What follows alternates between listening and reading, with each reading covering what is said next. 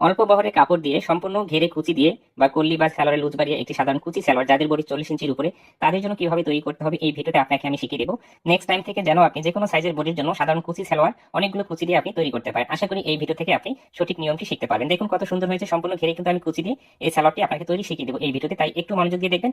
আশা করি আপনি প্রতিটি বিষয় কমপ্লিট শিখে নিতে পারবেন, কারণ আপনাকে হাতে কলমে শিখিয়ে দেবো। এই সালোয়ারটি তৈরি করার জন্য 2 গজ 8 গিরা কাপড় নিয়েছি। কাপড়টি কিন্তু সাধারণত একটি ডাবল ভাঁজ থাকে, এরপর আরো একটি ভাঁজ করে এখানে চারপাটে বিছিয়ে রাখতে হবে।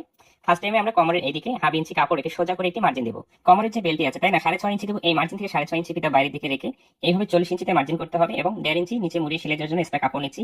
এখানে হাইয়ের মাপটি 15 ইঞ্চি দিব এবং এই সালোয়ারটি কত ইঞ্চি, 40 ইঞ্চি, ঠিক মাঝখানে ভাগ করে 20 ইঞ্চি তৈরি মার্জিন করতে হবে। এই ভিডিওটি দেখার পরে যার যতই স্বাস্থ্য হোক না কেন তাদের জন্য সম্পূর্ণ ঘেরে কুচি দিয়ে একটি সালোয়ার আপনি কাটিং ও সেলাই শিখতে পারবেন, এতটুকু আপনাকে আমি গ্যারান্টি দিচ্ছি। এরপরে পায়ের মুখের মাপটি এখানে 13 ইঞ্চি নেব, 13 কে 2 ভাগ করলে কত হচ্ছে 6.5, 6.5 ইঞ্চিতে মার্জিন করে 1 ইঞ্চি সেলাই মার্জিন এক্সট্রা নিতে হবে। ওকে, এরপরে এই দুইটি মার্জিন এই নিচে যে 20 ইঞ্চিতে একটি মার্জিন করেছি এই মার্জিনে মিলিয়ে দিতে হবে। সালোয়ারটি যত ইঞ্চি লম্বা হবে সেটাকে 2 ভাগ করে 1 ভাগে একটি মার্জিন করে সেখান থেকে ফার্স্ট টাইম এইভাবে মার্জিনটি মিলিয়ে দিতে হবে। দেওয়ার পরে এই মার্জিন অনুযায়ী কিন্তু সালোয়ারটি আমাদেরকে কাটিং করে নিতে হবে। আশা করি এই নিয়মটি আপনাকে অনেক হেল্প করবে, একটু মনোযোগ দিয়ে দেখে এই নিয়মটি শিখুন, আশা করি আপনার অনেক উপকারে আসবে।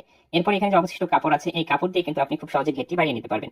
এইভাবে হাফ ইঞ্চি এক্সট্রা কাপড় উপরে বিছিয়ে রাখার পরে হাইয়ের যে মার্জিনটি করেছি মার্জিনটি টেনে নিতে হবে, এই মার্জিনটাও এখানে টেনে নিতে হবে। নেওয়ার পরে কমর মাপটি হচ্ছে 42 ইঞ্চি, 42কে 4 ভাগ করে 10.5, 10.5 ইঞ্চিতে মার্জিন করে নেওয়ার পরে এই মার্জিন থেকে যারা সম্পূর্ণ ঘেরে কুচি চায় তাদের জন্য 9 থেকে 10 ইঞ্চি নিতে হবে।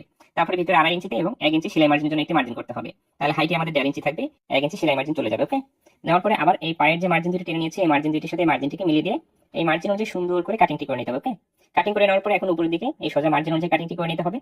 এরপরে হাইট যে মার্জিন করেছি এই মার্জিন অনুযায়ী কাটিংটি করে নিতে হবে। আমরা সাধারণত যে কল্লি দিয়ে থাকি কল্লির থেকে এই নিয়মে যদি একটি সালোয়ার ঘের বাড়িয়ে কাটিং করতে পারেন এটাই কিন্তু বেস্ট হবে। এরপরে কাপড়টি এখানে 4 পাটে বিছিয়ে রেখেছি, রাখার পরে এখানে 2 ইঞ্চি কাপড় রেখে একটি মার্জিন করতেছি। মার্জিন থেকে বেলটি 6.5 ইঞ্চি হাফ ইঞ্চি নিচে সেলাই মার্জিন যাবে, তাই 7 ইঞ্চি একটি মার্জিন করে এই মার্জিন থেকে সোজা করে টেনে নিচ্ছি।